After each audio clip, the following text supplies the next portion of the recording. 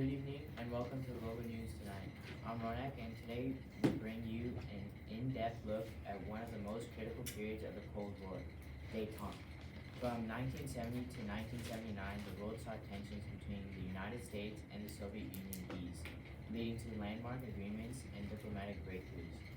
But was it truly a step towards peace, or just another chapter in the power struggle?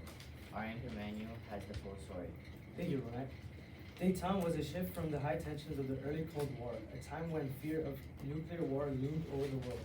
It was largely driven by the key political figures, U.S. President Richard Nixon and Soviet leader Leonid Brezhnev, who recognized the need to ease hostilities. But why now? The Cuban Missile Crisis of 1962 had demonstrated just how close the world could come to near nuclear catastrophe. Both nations sought stability, and diplomacy became the new weapon of choice. Meanwhile, China's growing influence under Mao Zedong added complexity to the Cold War chessboard. The Soviet Union had supported China's communist revolution in 1949, but relations between the two nations were growing tense. The U.S. saw an opportunity. To help us understand this strategic shift, we have Ronak. Ronak, what made Nixon's approach to Detente unique? Well, Nixon and his Secretary of State, Henry Kissinger, championed a policy called realpolitik. Rather than letting ideology dictate foreign policy, they focused on practical diplomacy. Nixon's 1972 visit to China was a game changer. It not only reopened diplomatic relations with Beijing, but also put pressure on the Soviet Union to engage with the U.S. more cooperatively. One of the most significant outcomes was the Moscow Summit of 1972, where Nixon and Brezhnev met despite ongoing tensions over the Vietnam War. This meeting led to the Strategic Arms Limitation Talks, or SALT I, which aimed to curb the nuclear arms race. That's right, Ronak. The nuclear arms race was at a critical juncture. While the United States maintained a lead in nuclear warheads, it feared Soviet advancements in missile delivery systems. This fear led to SALT I, which included two key agreements: the Anti-Ballistic Missile Treaty, which limited missile defense systems to maintain mutual assured destruction, ensuring both sides remained vulnerable to deter war. The Interim Agreement on Offensive Weapons, which froze the number of intercontinental ballistic missiles and submarine-launched ballistic missiles. However, it allowed multiple independently targetable re-entry vehicles, or MIRVs, to continue development. But did it work? Not entirely.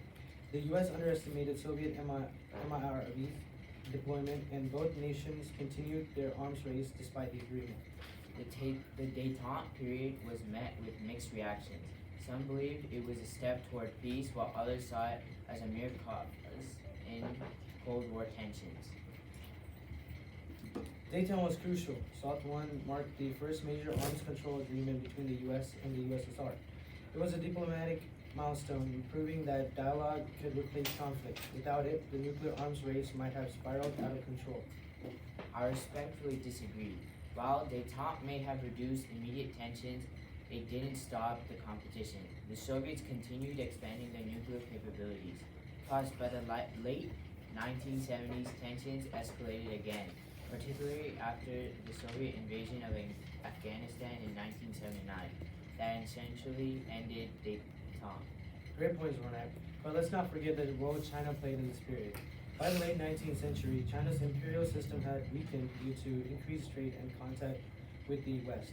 The Republic of China was formed in 1911, but internal struggles between the Kuomintang and the communists led to decades of conflict. Mao Zedong's long march in the 1930s helped cement his leadership, and by 1949, the communists had taken control of mainland China, forming the People's Republic of China. The U.S. refused to recognize Communist China, instead supporting the nationalists in Taiwan. However, the geopolitical landscape changed drastically in the 1970s. In 1964, China detonated its first atomic bomb, raising alarms in Washington.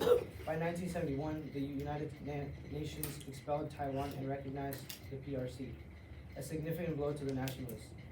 Henry Kissinger advised Nixon that acknowledging Communist China was necessary for diplomatic strategy, despite opposition from many American lawmakers. This led to Nixon's historic 1972 visit to China, a move often summed up by the phrase, "Only Nixon could go to China." The visit paved the way for improved relations between the two nations. That's a great point, Manuel. And we can't forget the unique way diplomacy played out, ping pong diplomacy. In 1971, an American table tennis team attended a tournament in Japan, where they engaged in friendly matches with Chinese players.